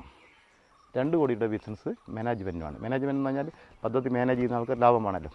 അങ്ങനെയാണ് മാനേജ്മെൻറ്റിനും കിട്ടുന്നത്. അപ്പോൾ 3 കോടി രൂപയുടെ ബിസിനസ്സും കിട്ടും. 48 മാസം കഴിഞ്ഞാൽ അന്നത്തെ വില അനുസരിച്ചിട്ട് കൂടും, സ്വർണ്ണത്തിൻ്റെ വില അനുസരിച്ചിട്ട് കൂടും. ഇങ്ങനെ കാലാനുസൃതമായിട്ട് മൂല്യവർദ്ധനവ് കാലപരിധിയില്ലാതെ ഇതിനിങ്ങനെ കൊണ്ടുപോവുകയും ചെയ്യാം. അപ്പോൾ ഇതിൻ്റെ ഭാഗമായിട്ട് ഓരോ ജ്വല്ലറി എന്ത് ചെയ്യുമെന്ന് വെച്ചാൽ ഒറ്റ ബ്രാൻഡിലായിരിക്കണം അറിയപ്പെടേണ്ടത്. ഫ്രാഞ്ചൈസി ആയിട്ട് ഒരു ബ്രാഞ്ചിൻ്റെ കീഴിൽ പേരിപ്പോൾ എന്തെങ്കിലും ഉണ്ടാവും, അതിൻ്റെ പുറമെ ഒരു അഡീഷണൽ പേരുണ്ടാവും. ഇപ്പോൾ ഗ്ലോസ് ഇന്ത്യ, തിളങ്ങുന്ന ഇന്ത്യ, ആ പേരിലായിരിക്കും ഈ ഫ്രാഞ്ചൈസി. ഗ്ലോസ് ഇന്ത്യ ഇന്ന ജ്വല്ലറി എന്നാണ് അതിൻ്റെ പേര്. ആ പേര് മാറ്റേണ്ടി വരും. അപ്പോൾ അവർക്ക് 3 കോടി രൂപ ബിസിനസ് കിട്ടിക്കൊണ്ടിരിക്കും. മാത്രമല്ല ഈ 15,000 രൂപ സർവീസ് ചാർജ് ചിലവാക്കുന്ന രീതിയിൽ 5,000 രൂപ ജ്വല്ലറിക്കുണ്ട്, സ്പോൺസർ ചെയ്ത ജ്വല്ലറിക്കുണ്ട്. അപ്പോൾ 5,000 × 10,000 എന്ന് പറഞ്ഞാൽ 5 കോടി രൂപ കിട്ടും. 5 കോടി രൂപ ജ്വല്ലറി വികസിപ്പിക്കാം. അത് ലിമിറ്റഡ് 5 കോടി രൂപ എങ്ങനെ വന്നു എന്ന് ചോദിക്കുമ്പോൾ അതൊരു ലിമിറ്റഡ് കമ്പനി ഷെയർ ആയിട്ടേ വരുള്ളൂ. ആ കമ്പനിയാണ് ജ്വല്ലറിക്ക് കൊടുക്കുന്നത് പണം. അപ്പോൾ നമ്മൾ സർവീസ് ചാർജിലെ ആദ്യ തുക കമ്പനിയിലേക്ക് നിക്ഷേപിക്കുന്നു. കമ്പനി എന്ത് ചെയ്യുന്നു? ജ്വല്ലറിയിലേക്ക് കൊടുക്കുന്നു 5 കോടി രൂപ. അപ്പോൾ 3 കോടി രൂപ ജ്വല്ലറിക്ക്, 1 കോടി രൂപ മാനേജറുടെയും 1 കോടി മാനേജ്മെൻറ്റിൻ്റെ ഷെയർ ആക്കിയിട്ട് 5 കോടി രൂപ പിന്നെ ജ്വല്ലറിയിൽ ഈ പദ്ധതിയിലൂടെ എത്തുകയും ചെയ്യുന്നു. അപ്പോൾ 3 കോടി രൂപ ഷെയറായി കിട്ടുകയും 3 കോടി രൂപ സ്ഥിരമായിട്ട് ബിസിനസ്സും കിട്ടുമ്പോൾ ഏത് ജ്വല്ലറിയാണ് പിന്നെ ഇത് ഒഴിവാക്കുക? പക്ഷേ കൊടുക്കാൻ നമുക്ക് 5 ലക്ഷം ജനസംഖ്യ വരുന്ന സ്ഥലത്ത് ഒരു ജ്വല്ലറിക്ക് മാത്രമേ ഉള്ളൂ. 5 ലക്ഷം ജനസംഖ്യ ഒരു ജ്വല്ലറി മാത്രം. അപ്പോൾ പിന്നെ 2500 ജ്വല്ലറികൾക്ക് ഒരേ സ്ഥലത്ത് തന്നെ പറ്റില്ല. ഏതാണ്ട് ഒരു താലൂക്കിൻ്റെ ഇത്രയും സ്ഥലം വരിക 5 ലക്ഷം എന്ന് പറയുന്നത് ഒരു താലൂക്കിൽ ഒന്ന് നിലക്ക്. ഇപ്പം വടകര ഉണ്ടെങ്കിൽ പിന്നെ കൊയിലാണ്ടി ആയിരിക്കും, കോഴിക്കോട്, ഇങ്ങനെ പോകും. കേരളത്തിലാകെ 70 സ്ഥലങ്ങളിൽ മാത്രമേ ഉള്ളൂ. അങ്ങനെ എവിടെയെല്ലാം ഇതെന്ന് വെച്ചാൽ ഇതിലെ വിശദമായിട്ട് പറയുന്നുണ്ട്. എത്രാമത്തെ പേജിൽ എന്ന് പറഞ്ഞാൽ 19ാമത്തെ പേജിൽ പറയുന്നുണ്ട്. ഇപ്പോൾ കേരളത്തിൽ 70 പേരാണ്. ഏറ്റവും കൂടുതലുള്ളത് UP-യിലാണ് 416. ലക്ഷദ്വീപിലും ലക്ഷദ്വീപിൽ ബ്രാഞ്ചില്ല, കാരണം ജനസംഖ്യയില്ല, 5 ലക്ഷം ഇല്ല. പിന്നെ അന്തമാൻ നിക്കോബാറിൽ 1. ആ രീതിയിൽ ഇത് ചാർട്ടുണ്ട്. ആ ചാർട്ട് നോക്കിയാൽ ആ കാര്യങ്ങൾ മനസ്സിലാക്കാം. വെറും ഒരു പരസ്യം കൊടുക്കുന്നത്, ഇപ്പോൾ ഒരു പേപ്പറിൽ ഒരു പരസ്യം കൊടുക്കണമെങ്കിൽ ലക്ഷക്കണക്കിന് രൂപ വേണം. ഫുൾ പേജ് പരസ്യം കൊടുക്കണമെങ്കിൽ വെറും ഒരു പരസ്യം കൊടുക്കുന്ന ചാർജാണ് ഇവയാകെ മുതൽ മുടക്കുന്നുണ്ട്. മുതൽ മുടക്കുമെന്ന് പറയാൻ പറ്റില്ല. തൽക്കാലം സ്ഥിരമായിട്ട് മുടക്കുന്നതിനെ മുതൽ മുടക്കുമെന്ന് പറയുള്ളൂ. നമ്മൾ ആദ്യം ഒരു പണം ഇറക്കി ഒരു അവകാശം മേടിക്കുന്നു, ഒരു ഫ്രാഞ്ചൈസി മേടിക്കുന്നു, വെറും 6 ലക്ഷം രൂപ. 6 ലക്ഷം രൂപ ഫ്രാഞ്ചൈസി വാങ്ങിച്ച് ആപ്ലിക്കേഷൻ DPR ആപ്ലിക്കേഷൻ വാങ്ങുന്ന തുകയാണ് ഈ 6 ലക്ഷം രൂപ. ഈ 6 ലക്ഷം രൂപ ഫ്രാഞ്ചൈസി വാങ്ങിയതിന് ശേഷം പിന്നെ നമ്മൾ 1 കോടി രൂപയുടെ ചെക്കും കൊടുക്കുന്നു. 50 ലക്ഷത്തിൻ്റെ 2 ചെക്ക്. അപ്പോൾ എല്ലാവരും ചോദിക്കും, ബിസിനസ് തുടക്കാതെ ആരും ചെക്ക് കൊടുക്കുന്നു? അപ്പം ബിസിനസ് എന്ന് പറഞ്ഞാൽ ഒരു ഭാവനയാണെന്ന് ആദ്യം പറഞ്ഞു കഴിഞ്ഞു. അപ്പോൾ ആ ഭാവനക്കനുസരിച്ച് ഈ ആൾ വരും എന്നുള്ളൊരു ധാരണ ഉണ്ടായി. ഈ ആൾ വന്നിട്ട് മാത്രമേ ഇയാൾ എന്ത് ചെയ്യേണ്ടൂ? പൈസ നൽകേണ്ടതുള്ളൂ. അതുകൊണ്ടാണ് അഡ്വാൻസ് ചെക്ക് കൊടുക്കുന്നത്. പിന്നെ മാത്രമല്ല, അഡ്വാൻസ് ചെക്ക് കൊടുക്കുന്നതിൽ വേറൊരു കാര്യം കൂടിയുണ്ട്. അതായത് പിന്നീട് DPR കൈമാറുന്ന ആൾ ഈ ചെക്കിൻ്റെ പിന്നാലെ പോയാൽ മതിയല്ലോ, ഈ ജ്വല്ലറി തേടിപ്പോണ്ടല്ലോ. അപ്പോൾ മാത്രമല്ല, ഈ ചെക്ക് കൊടുത്തിട്ട് അവർ പേയ്മെൻറ്റ് നടത്തിയില്ലെങ്കിൽ, കാരണം രജിസ്ട്രേഷൻ നടത്തുമ്പോൾ കിട്ടുന്ന 2000 രൂപ എന്നാണ് കൊടുക്കുന്നത്. എന്നിട്ടേ ബിസിനസ് വരുള്ളൂ. അപ്പോൾ രജിസ്ട്രേഷൻ ഫീസ് കൊടുക്കേണ്ടത് ജ്വല്ലറിയിലാണ്. ജ്വല്ലറിയിൽ 2000 രൂപ രജിസ്ട്രേഷൻ ഫീസ് കൊടുക്കുമ്പോൾ ആ ഫീസിൽ 1000 രൂപ ഈ DPR സ്പോൺസർക്കാണ്. ആ ഫീസിൽ പിന്നെ 200 രൂപ ഓർഗനൈസർക്കാണ്, 150 രൂപ ജ്വല്ലറിക്കാണ്, 50 രൂപ മാനേജർക്കാണ്, 600 രൂപ രജിസ്റ്റർ ചെലവിനാണ്. അപ്പോൾ 1000, 1200, 150, 50, 600 മാനേജർക്കും. അങ്ങനെയാണ് 2000 രൂപ ചിലവാക്കുന്നത്. അപ്പോൾ 1000 രൂപ രജിസ്റ്റർ ഫീസായി കിട്ടുമ്പം തന്നെ ഇയാളുടെ ചെക്ക് പേയ്മെൻ്റ് ആവുക. ചെക്ക് എന്ത് ചെയ്യാം? പൈസ എത്തും. അതിന് ശേഷം മാത്രമേ സർവീസ് ചാർജ് എത്തുള്ളൂ. അതുകൊണ്ട് തന്നെ അതിൽ ഇവർ 1 ലക്ഷത്തിൻ്റെ 1 കോടി രൂപ ചെക്കിന് ഭയപ്പെടേണ്ട ആവശ്യമില്ല. അപ്പോൾ മുൻകൂട്ടി കാണാൻ കഴിയുന്ന ഒരാൾക്ക് മാത്രമേ ഈ ബിസിനസ്സിൽ എത്താൻ കഴിയുള്ളൂ. ഇപ്പോൾ ഉദാഹരണത്തിന് ഒരു ഹോട്ടലിൽ ആൾ വന്നിട്ട് ഒരിക്കലും ഊണ് വെക്കാൻ പറ്റില്ല. കാരണം ആൾ വരട്ടെ എന്നിട്ട് ഊണ് വെക്കാൻ ഹോട്ടൽ നടക്കില്ല. അപ്പോൾ ഇത്ര ആൾ വരും എന്നുള്ളൊരു ഭാവന ഉണ്ടാവും. ഈ ഭാവനക്കനുസരിച്ചിട്ട് ഊണ് വെച്ചാൽ മാത്രമേ ആൾ വരുള്ളൂ. അപ്പോൾ അതുപോലെ തന്നെ ഇത്ര ആൾ വരും എന്നുള്ളത് പഠിച്ചതിന് ശേഷമാണ് അയാളെൻ്റെ 1 കോടി രൂപ അയാളെ പോക്കറ്റിൽ നിന്ന് എടുക്കേണ്ട. അയാളെ പോക്കറ്റിൽ നിന്ന് ആകെ എടുക്കേണ്ടത് 6 ലക്ഷം രൂപയാണ്. ഈ 6 ലക്ഷം രൂപയിൽ അന്നേരം തന്നെ DPR കൊടുക്കുമ്പോൾ 4 ലക്ഷം രൂപ കൊടുത്താൽ കിട്ടും. 1 ലക്ഷം രൂപ ഇതിൻ്റെ ഇതിൻ്റെ മാനേജ്മെൻറ്റ് കിട്ടും. 1 ലക്ഷം രൂപ മറ്റുള്ള ചിലവിനും പോകും. അങ്ങനെ 6 ലക്ഷം രൂപ മാത്രമല്ല 1 കോടി രൂപ ചെക്കും കൊടുക്കുന്നു. ഈ ചെക്ക് എന്തുകൊണ്ടാണ് കൊടുക്കുന്നത് നിങ്ങൾക്ക് മനസ്സിലായി കഴിഞ്ഞല്ലോ. അപ്പോൾ ഇയാൾക്ക് എന്ത് ചെയ്യുമെന്ന് പറഞ്ഞാൽ ബിസിനസ് കിട്ടുന്നുള്ള ധാരണ കൊണ്ടാണല്ലോ ചെക്ക് കൊടുക്കുന്നത്. അപ്പോൾ ആ ചെക്ക് നമ്മൾ കോഴിക്കോട് വെച്ചിട്ട് കൈമാറുകയും ചെയ്യുന്നു. എന്തുകൊണ്ടാണ് 1 കോടി രൂപ കിട്ടുന്നതെന്ന് നിങ്ങൾക്കിതിനകത്ത് മനസ്സിലായിട്ടുണ്ടാവും. ഇനി പറയുന്നത് വെച്ചാൽ ഈ DPR ആണ് പറയുന്നത്. DPR എന്ന് പറയുന്നത് 700 പേജ് ഉണ്ടാവും. അപ്പോൾ 700 പേജിലുള്ള DPR എന്ന് പറയുന്നത് പിന്നെ ഓരോ പേജും വ്യത്യസ്ത. DPRൻ്റെ പ്രത്യേകതകളാണ് ഈ പറയാൻ പോകുന്നത്. ഓരോ ബ്രാഞ്ച് DPRന് ഓരോ കോഡ് നമ്പർ ഉണ്ടാവും. 4 ഡിജിറ്റുള്ള AA00 മുതൽ EE 99 വരെയുള്ള കോഡ് നമ്പറായിരിക്കും ഉണ്ടാവുക. അതിന് ഓരോന്നിനും ഓരോ കോഡ് നമ്പറായിരിക്കും. കാരണം വെച്ചാൽ ഇത് 2500 ആൾക്ക് കൊടുക്കുന്നതാണല്ലോ. അപ്പോൾ ഓരോരുത്തർക്കും ഇന്നേ കോഡ് നമ്പറാണ് കൊടുത്തിരിക്കുന്നത്. അതാണ് അയാൾ ബുക്ക് ചെയ്യുന്നത്. അപ്പോൾ ഈ ആകർഷമായ സമ്മാന പദ്ധതിയാണല്ലോ സൗഭാഗ്യദേശം എന്ന പദ്ധതിയുടെ വാണിജ്യ വിജയരഹസ്യം. സമ്മാന പദ്ധതിക്കുള്ള സുതാര്യതയ്ക്ക് വേണ്ടി ഓരോ അംഗത്തിനും 8 ഡിജിറ്റുള്ള 4 നമ്പർ നൽകുന്നു. ആ നമ്പറുകൾ ഇതിനകത്ത് കാണിക്കുന്നുണ്ട്. ഈ രീതിയിൽ ഓരോ യൂണിറ്റിലെ അംഗങ്ങൾക്ക് 100 വ്യത്യസ്ത നമ്പറുകൾ നൽകുന്നു. ഓരോ ബ്രാഞ്ചിലും 40,000 വ്യത്യസ്ത നമ്പറുകൾ അനുവദിച്ചിരിക്കുന്നു. അതായത് ഒരു യൂണിറ്റിൽ 25 പേര്, ഒരാൾക്ക് 4, അപ്പോൾ 25 × 4 100. അപ്പോൾ ഒരു ബ്രാഞ്ചിൽ ഈ ഇത്തരം 25 × 4 100 400 ബ്രാഞ്ചാണ് ഉണ്ടാവുക. അല്ല സോറി 400 യൂണിറ്റ് ഉണ്ടാവുക. ഈ 400 × 100 എന്ന് പറഞ്ഞാൽ 40,000 നമ്പർ. 40,000 × 2,500 എന്ന് പറയുന്നത് 10 കോടി നമ്പർ. ഈ 10 കോടി നമ്പറുകൾ എങ്ങനെയാണ് നമ്മൾ സൃഷ്ടിച്ചിരിക്കുന്നതെന്ന് ഇതിൽ കാണിക്കുന്നുണ്ട്. കാരണം ഒരു നമ്പർ ഒന്ന് വ്യത്യസ്തമായിരിക്കണമല്ലോ. ഈ 80 ബോക്സിൽ നിന്ന് എടുക്കുകയും ചെയ്യണം. അപ്പോൾ 10 കോടി നമ്പറുകൾ എങ്ങനെയാണ് സൃഷ്ടിച്ചിരിക്കുന്നത് വെച്ചാൽ 14ാമത്തെ പേജിൽ പറയുന്നുണ്ട്. എങ്ങനെയാണിതാ 14ാമത്തെ പേജിൽ പറയുന്നുണ്ട് 10 കോടി നമ്പറുകൾ. A000000 4 4 3 7 8 ഡിജിറ്റ് കൊണ്ടാണ് ഈ 10 കോടി നമ്പറുകൾ നിർമ്മിച്ചിരിക്കുന്നത്. A മുതൽ K വരെയുള്ള ഇംഗ്ലീഷ് ഡിജിറ്റും ബാക്കി 7 മുതൽ 7 9 വരെയുള്ള ഡിജിറ്റ് കൊണ്ടാണ് 10 കോടി വ്യത്യസ്ത നമ്പറുകൾ നിർമ്മിച്ചിരിക്കുന്നത്. അത് ഇതിൽ കാണിക്കുന്നുണ്ട്, DPR കാണിക്കുന്നുണ്ട് 10 കോടി എങ്ങനെയാണെന്നുള്ളത്. മാത്രമല്ല ഓരോ ബ്രാഞ്ചിനും അനുവദിച്ചിരിക്കുന്ന 40,000 നമ്പറുകളുടെ ഷോട്ടും ഇതിലുണ്ട്. അത് തന്നെ 300ഓളം പേജ് വരുന്നുണ്ട്. പിന്നെ ഓരോ ബ്രാഞ്ചിൻ്റെ കീഴിലെ DPR ഒരു ബ്രാഞ്ചിൻ്റെ കീഴിൽ കൊടുത്തിരിക്കുന്ന 40,000 നമ്പറിൻ്റെ വിശദീകരണവും ഇതിലുണ്ട്. അത് 400ഓളം പേജ് വരും. ഇത്രയും പേജുകൾ കൊണ്ടുമ്പോൾ എന്താ ഗുണം എന്ന് പറഞ്ഞാൽ ആർക്ക് എവിടെ എങ്ങനെ കൊടുത്തിരിക്കുന്നത് കൃത്യമായിട്ട് തരും. അപ്പോൾ അത് 100% സുതാര്യമാവും. അപ്പോൾ ഇന്നേ ബ്രാഞ്ച് അതിൽ ബമ്പർ സമ്മാനത്തിൻ്റെ സുതാര്യതയ്ക്ക് വേണ്ടിയിട്ടാണ് ഇത്രയും നമ്പറുകൾ കൊടുത്തിരിക്കുന്നത്. അപ്പോൾ ആ നമ്പർ ഒരു 4 നമ്പർ കിട്ടിയാൽ ആ നമ്പർ അയാളെ കയ്യിലേ ഉണ്ടാവുള്ളൂ, വേറെ ആരുടെ കയ്യിലും ഉണ്ടാവില്ല എന്ന് ഈ DPR പരിശോധിച്ചാൽ മനസ്സിലാക്കാൻ പറ്റും. ഇത്രയും പേജിൽ 700 പേജുള്ള DPR ആറ് മനസ്സിലാക്കിയാലും വായിച്ചാലും മനസ്സിലാക്കാൻ കഴിയും. അതുകൊണ്ടാണ് ഈ DPRൻ്റെ പ്രത്യേകത. അപ്പോൾ DPR തയ്യാറാക്കിയത് വളരെ കഷ്ടപ്പെട്ടാണ്. കാരണം അതിന് ഇപ്പം പറഞ്ഞില്ലേ 10 ലക്ഷം യൂണിറ്റായിട്ട് 10 കോടി വ്യത്യസ്ത നമ്പറുകൾ വേണം. ഒരു യൂണിറ്റിൽ 100 നമ്പറാണല്ലോ, അപ്പം 10 കോടി. അപ്പോൾ 8 ഡിജിറ്റിലായി ഇതിനു വേണ്ടി അവതരിപ്പിക്കുന്നു. ഓരോ ബ്രാഞ്ചിലെയും DPR ഓരോ പേജും വ്യത്യസ്തമാണ്. അപ്പോൾ 700 പേജ് × 2,500 17 ലക്ഷം പേജുകളാണ് ദീർഘകാലത്തെ പരിശ്രമത്തിൻ്റെ ഫലമായി ഞങ്ങൾ തയ്യാറാക്കിയിരിക്കുന്നത്.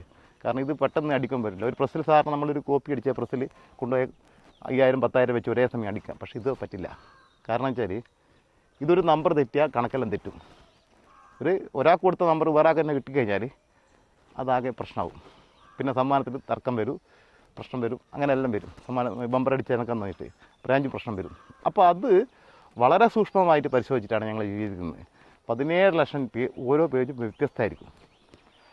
അതും സാധാരണ പ്രസ് കൊണ്ടുപോയിട്ട് അടിക്കാൻ പറ്റില്ല. അത് നമ്മൾ തന്നെ നേരിട്ട് വളരെ കഠിന പ്രയത്നം ചെയ്തിട്ടാണ് ഈ നമ്പറുകൾ സൃഷ്ടിച്ചിരിക്കുന്നത്.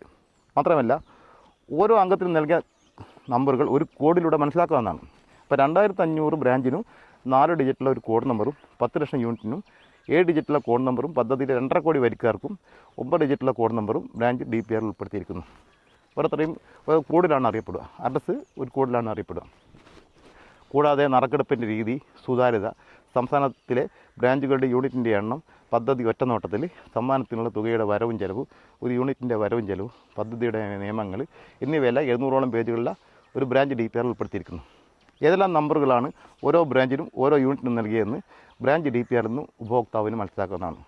പദ്ധതി കേന്ദ്രീകൃതമാക്കാനും ഉപഭോക്താക്കൾക്ക് സമ്മാന പദ്ധതിയുടെ സുതാര്യത മനസ്സിലാക്കാനും 2,500 ബ്രാഞ്ചിനും വ്യത്യസ്തമായ 700ഓളം പേജുള്ള ഓരോ ബ്രാഞ്ച് DPR ആവശ്യമായി വരുന്നു. അപ്പോൾ 4 ലക്ഷം രൂപക്കാണ് ബ്രാഞ്ച് DPR സ്പോൺസർ ചെയ്ത ആൾ ഇത് കൊടുക്കുന്നത്. അപ്പോൾ അയാൾ 3 ലക്ഷം രൂപ നൽകിയിട്ട് ഈ ബ്രാഞ്ച് DPR വാങ്ങുന്നു. അപ്പം ബ്രാഞ്ച് DPR അയാൾ ഓരോരുത്തർ ബുക്ക് ചെയ്യുകയാണ് ചെയ്യാൻ. 2.25 ലക്ഷം രൂപ കൊടുത്തിട്ട് ബുക്ക് ചെയ്യുന്നു. ബാക്കി 75,000 രൂപ DPR നൽകുമ്പോൾ കൊടുത്താൽ മതി. ഒരു 10-15 ദിവസം കൂടി DPR നൽകും. എല്ലാം റെഡിയാക്കി വെച്ചിട്ടുണ്ട് ഓരോരുത്തരെയും പേരിൽ. ഇന്ന ബ്രാഞ്ച്. പിന്നെ അപ്പോൾ സാധാരണ DPR തയ്യാറാക്കുന്ന പോലെ സൗഭാഗ്യദേശ് പദ്ധതിയുടെ DPR പോലെയല്ല. അപ്പം 17 ലക്ഷം വ്യത്യസ്ത പേജുകൾ ഒരേ സമയം ഉണ്ടായാൽ മാത്രമേ ഓരോ ബ്രാഞ്ച് DPRും പൂർണ്ണമാവുകയുള്ളൂ. ഇപ്പോൾ ഓരോ ബ്രാഞ്ചും കൂടി ഒന്നിച്ചാൽ മാത്രമേ ഇത് പൂർണ്ണമാവുള്ളൂ. അപ്പോൾ ഓരോ അംഗത്തിനും നൽകിയ കോഡ് നമ്പറും മാസ്കോട്ട് നമ്പറും അത് ഏത് അംഗത്തിനാണ് നൽകിയതെന്ന് ഓരോ ബ്രാഞ്ച് DPR നിന്ന് മനസ്സിലാക്കാവുന്നതാണ്. അതിനാൽ ബ്രാഞ്ച് DPRന് വ്യാജൻ നിർമ്മിക്കാൻ കഴിയില്ല. അപ്പം സ്വാഭാവികതയിൽ ചോദിക്കുന്ന 3 ലക്ഷം രൂപ പിന്നെ 3 ലക്ഷം രൂപ വേണോ ഒരു 700 പേജുകളിൽ അടിക്കാനാണ്. കാരണം അത് അവർക്കറിയില്ല. ഓരോ പേജ് അടിക്കുന്നതിനും അതിൻ്റെ മാൻ പവർ എത്രയാണെന്നുള്ള അറിയില്ല. അതുകൊണ്ടാണ് പറയുന്നത്. അപ്പോൾ അതുകൊണ്ട് ഇതിൻ്റെ വ്യാജൻ ഒരിക്കലും നിർമ്മിക്കാൻ കഴിയില്ല. കാരണം ഈ 17 ലക്ഷം DPR പേജുകളും ചേർന്നാൽ മാത്രമേ DPR പൂർണ്ണമാവുള്ളൂ. അതങ്ങനെ ഒരു പ്രത്യേകത ഉണ്ട്.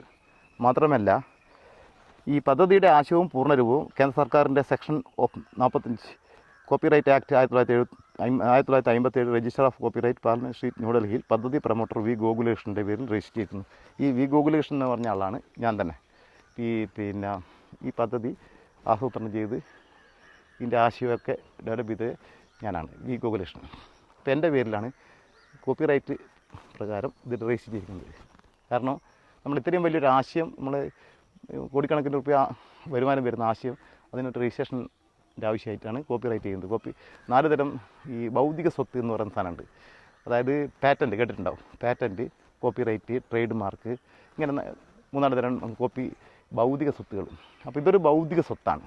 അപ്പോൾ ഈ ഭൗതിക സ്വത്തിൻ്റെ രജിസ്ട്രേഷനാണ് നമ്മൾ സ്വത്ത് പോലെ തന്നെ. പക്ഷേ ഇത് കാണില്ല എന്നുള്ളൂ. സ്വത്ത് നമ്മൾ കാണുന്നുണ്ട്, ഭൂമിയിലെ സ്വത്ത് കാണുന്നുണ്ട്, ഈ സ്വത്ത് കാണുന്നില്ല, ഇത് ഭാവനയാണ്. അപ്പോൾ ഇതിലാണ് ഇൻഡിവിജ്വൽ പ്രോപ്പർട്ടി ആക്ട് പ്രകാരമാണ് രജിസ്റ്റർ ചെയ്യുന്നത്. അപ്പോൾ കോപ്പിറൈറ്റ് ചെയ്യേണ്ടത് ഈ ന്യൂഡൽഹി അഡ്രസ്സിലാണ്. അതും അയാളെ പേര് ചെയ്തിരിക്കുന്നു.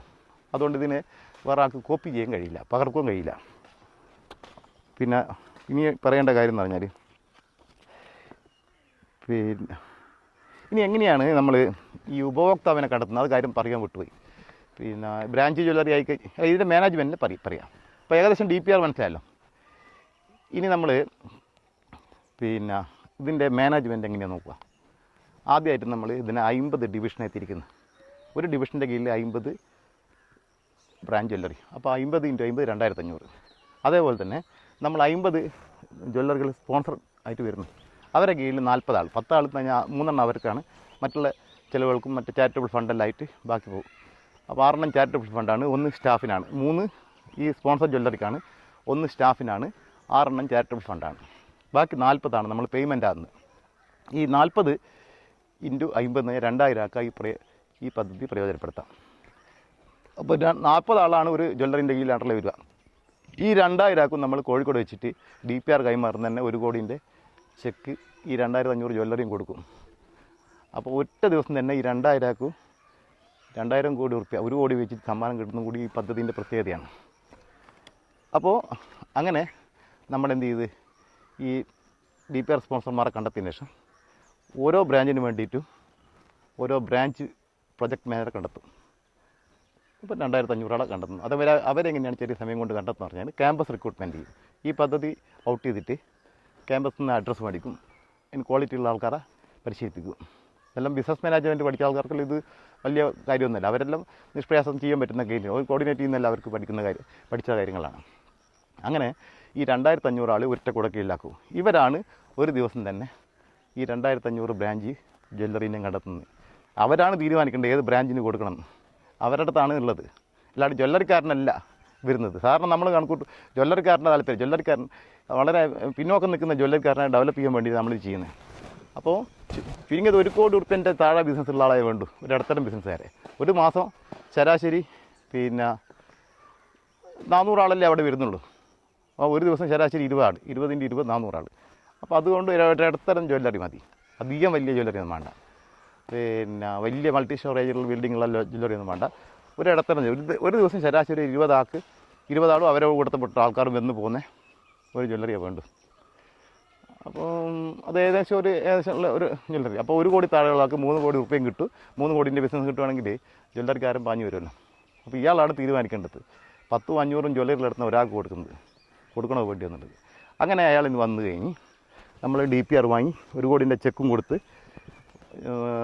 കൊടുത്ത് നമ്മൾ DPR കൈമാറി.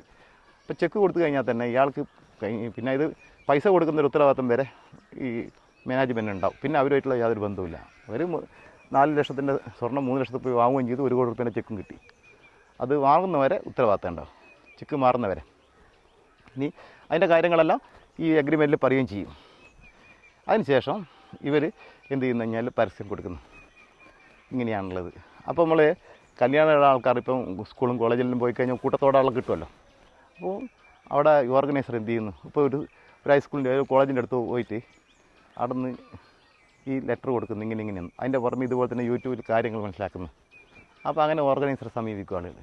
ഓർഗനൈസർ നേരെ എന്ത് ചെയ്യും, ഈ ബ്രാഞ്ച് ജ്വല്ലറിയിൽ ആപ്ലിക്കേഷൻ കൊടുക്കാൻ വേണ്ടി പറയും. അപ്പോൾ 2000 രൂപ കൊടുക്കുന്നു. ആ 2000 രൂപ ഡീഡ് രജിസ്ട്രേഷൻ, അത് ലാസ്റ്റ് 3000 രൂപയെ തിരിച്ചു കൊടുക്കുകയും ചെയ്യും. നമ്മൾ ലാഭത്തിൽ നിന്ന് 3000 രൂപ തിരിച്ചു കൊടുക്കുകയും ചെയ്യും. അങ്ങനെ എന്തായെന്ന് പറഞ്ഞാൽ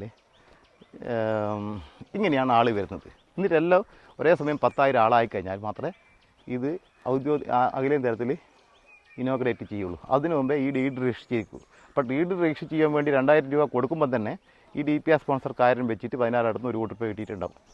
അപ്പോൾ ഡീഡ് രജിസ്റ്റർ ചെയ്തതിന് ശേഷം നമ്മൾ എന്ത് ചെയ്യുന്നു, ഔദ്യോഗികമായിട്ട് ഉദ്ഘാടനം ചെയ്യുന്നു ഈ പദ്ധതി.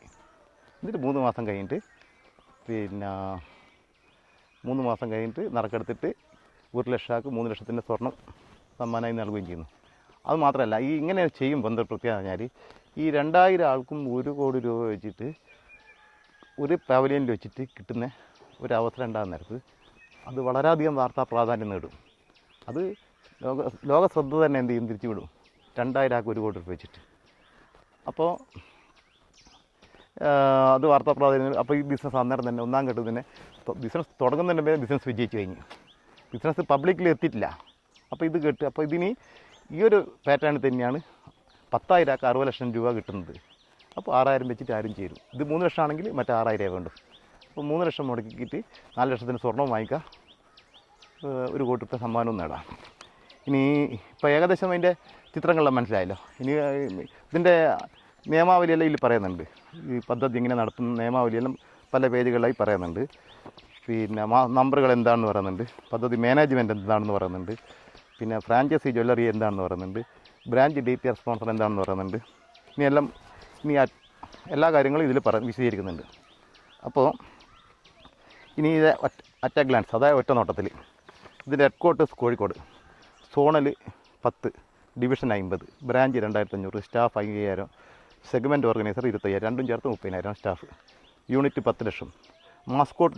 മാസ്കോട്ട് നമ്പറാണ് ഈ പദ്ധതിൻ്റെ DPRൻ്റെ എല്ലാം പ്രത്യേകത. 10 കോടി, 4 വെച്ചിട്ട് 10,000 × 2,500. സബ്സ്ക്രൈബർ 5,50,000, 2.5 കോടി സബ്സ്ക്രൈബർ. പ്രോജക്റ്റ് ക്യാപിറ്റൽ 250 കോടി രൂപ. അപ്പോൾ ടോട്ടൽ പ്രൈസ് ക്യാപിറ്റൽ 9,250 കോടി. ടോട്ടൽ ബിസിനസ് 6 കോടി × 2,500, 15,000 കോടി. ഒരു മാസം 15,000 കോടി. ഒരു കൊല്ലം കൊണ്ട് 1,80,000 കോടി രൂപയുടെ ബിസിനസ്സാണ് നമ്മളിതിൽ പ്രതീക്ഷിക്കുന്നത്. അപ്പോൾ ഇതിന് ലാസ്റ്റ് എന്ന് പറഞ്ഞാൽ എങ്ങനെയാണ് വിൽപ്പന എങ്ങനെയാണെന്നുള്ളതാണ് അടുത്ത പറയാൻ പോകുന്നത്. അപ്പോൾ DPR മനസ്സിലായി.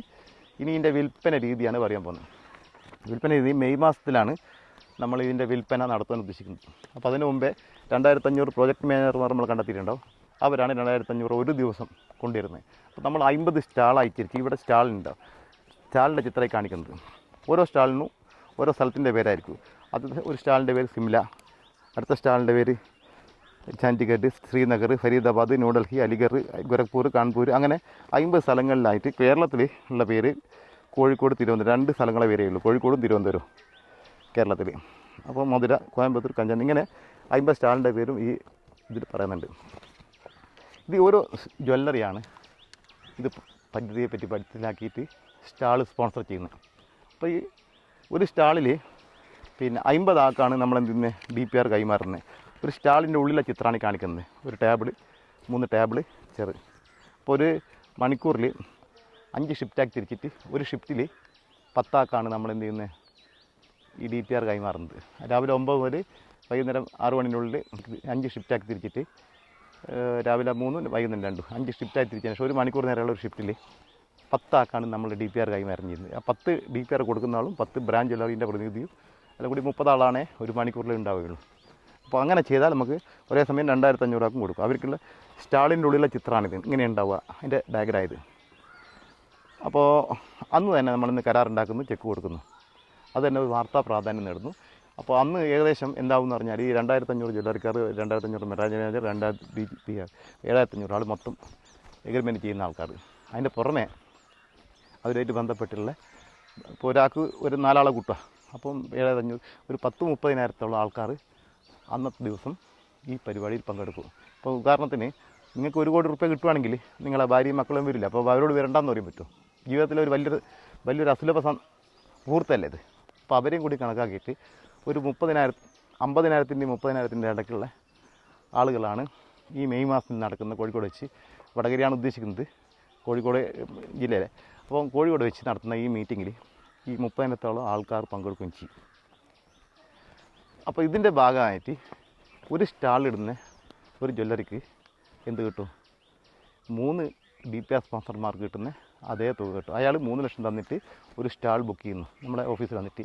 ഇന്ന സ്ഥലത്തെ സ്റ്റാൾ, ഇപ്പോൾ ഇതിൽ സിംല അല്ലെങ്കിൽ കോഴിക്കോട് അല്ലെങ്കിൽ കണ്ണൂർ, ഈ പറഞ്ഞ സ്ഥലത്ത് ഒരു സ്റ്റാൾ ഇയാൾ ബുക്ക് ചെയ്യുന്നു. 50 പേർക്ക് മാത്രമാണ് അവസരം. അതിൻ്റെ നമ്മൾ എന്താണെന്ന് വെച്ചാൽ സ്ഥലം കണ്ടെത്തി, സ്ഥലം ഒരു മനസ്സിലുണ്ട്, അതിപ്പോൾ പരസ്യമായിട്ട് പറയാത്തതുകൊണ്ടാണ്. അപ്പോൾ ആ സ്ഥലം കണ്ടെത്തി ഇതിൻ്റെ അഗ്രിമെൻറ്റ് ചെയ്ത് അതിന് വേണ്ട എല്ലാ പേപ്പേഴ്സും, കാരണം ഇത്രയും ആൾക്കാർ ക്രൗഡ് വരുമ്പോൾ അതിന് ഒരുപാട് നിയമങ്ങളുണ്ടാവും. ആരോഗ്യവകുപ്പിൻ്റെ സർട്ടിഫിക്കറ്റിന്, ഫയർഫോഴ്സ്, പോലീസ്, അങ്ങനെ പല ഈ സർട്ടിഫിക്കറ്റെല്ലാം വാങ്ങിച്ചു കൊടുക്കുന്ന പിന്നെ event മാനേജ്മെൻറ്റ് ഉണ്ട്. ഈ സർട്ടിഫിക്കറ്റെല്ലാം എല്ലാം സംഘടിപ്പിക്കുക, എല്ലാം നമ്മളൊന്നും ചെയ്യേണ്ട, പൈസ മാത്രം കൊടുത്താൽ എല്ലാ കാര്യങ്ങളും അവർ ചെയ്തു തരും. അപ്പോൾ സ്റ്റാളിൻ്റെ ചിത്രവും 300 സ്ക്വയർ ഫീറ്റാണ് ഒരു സ്റ്റാളിലുണ്ടാവുക. 300 × 50 5000 സ്ക്വയർ ഫീറ്റ് മാത്രമുണ്ട് സ്റ്റാൾ. 25,000-ഓളം സ്ഥലം വേണം, മറ്റുള്ള കക്കൂസ് കാര്യങ്ങളും മറ്റുള്ള ലാട്രിനും കാര്യങ്ങളും ഫുഡ് എല്ലാം ചെയ്യുന്നത്. അതിന് ശേഷം വൈകുന്നേരം ഈ 6 മണിക്ക് ശേഷം എന്ന് പറഞ്ഞാൽ എല്ലാവരും കൂടി ഇരുന്ന് ഒരു അത്താഴവും കഴിച്ചിട്ടാണ് പിരിയുക. അതിൻ്റെ ഒരു കലാപരിപാടി നടത്തും. അപ്പോൾ ഇത്രയും ദീർഘമായിട്ടുള്ളൊരു പരിപാടി ആണ്, ഒരു ദിവസത്തേക്കുള്ള പരിപാടിയുടെ പ്ലാനിങ് ആണ് നമ്മൾ നടത്തിക്കൊണ്ടിരിക്കുന്നത്. അപ്പോൾ നിങ്ങൾക്ക് ഒരു സ്റ്റാൾ സ്പോൺസർ ആവുമോ അല്ലെങ്കിൽ ഒരു DPR സ്പോൺസർ ആവുമോ ചെയ്യാം. അപ്പോൾ സ്റ്റാൾ സ്പോൺസർ ആവുന്നതോടെ 3 DPR സ്പോൺസർമാർക്ക് കിട്ടുന്ന ആനുകൂല്യം കിട്ടും. അതായത് 3 ആൾക്ക് കിട്ടുന്നത് 4 ലക്ഷമാണ്, 12 ലക്ഷത്തിൻ്റെ സ്റ്റാൾ സ്പോൺസർക്ക് കിട്ടും. 3 ആൾക്ക് 1 കോടി രൂപ കിട്ടുകയാണെങ്കിൽ 3 കോടി രൂപയും കിട്ടും. അത് അയാൾ മുടക്കേണ്ടത് 3 ലക്ഷമാണ്, മറ്റേ ആൾ മുടക്കേണ്ടത് 3 ലക്ഷമാണ്. അപ്പോൾ അയാൾക്ക് മറ്റേത് DPR സ്പോൺസർക്ക് 4 ലക്ഷം കിട്ടുമ്പോൾ സ്റ്റാൾ സ്പോൺസർക്ക് 12 കിട്ടും, 3 ഇരട്ടി. ഈ DPR സ്പോൺസർക്ക് 1 കോടി കിട്ടുമ്പോൾ സ്റ്റാൾ സ്പോൺസർക്ക് 3 കോടി രൂപ കിട്ടും. ഇത് അവസരം 50 പേർക്ക് മാത്രമേ ഉള്ളൂ. അപ്പോൾ സ്റ്റാൾ സ്പോൺസർ കിട്ടുന്ന കാര്യങ്ങളും DPR സ്പോൺസർ കിട്ടുന്ന കാര്യങ്ങളും മനസ്സിലായല്ലോ. അപ്പോൾ നിങ്ങൾ ആദ്യം എന്താ ചെയ്യേണ്ടത്? ഇങ്ങനെ ഒരു സ്റ്റാൾ സ്പോൺസർ ആണെങ്കിൽ നിങ്ങൾ ആദ്യം ചെയ്യുക വെച്ചാൽ ഈ ചിത്രത്തിന് പുറമെ ഈ DPRൻ്റെ കൈപ്പുസ്തകമാണിത്. DPR വേറെ, കൈപ്പുസ്തകം വേറെ. ഇത് ആദ്യം പഠിക്കുക.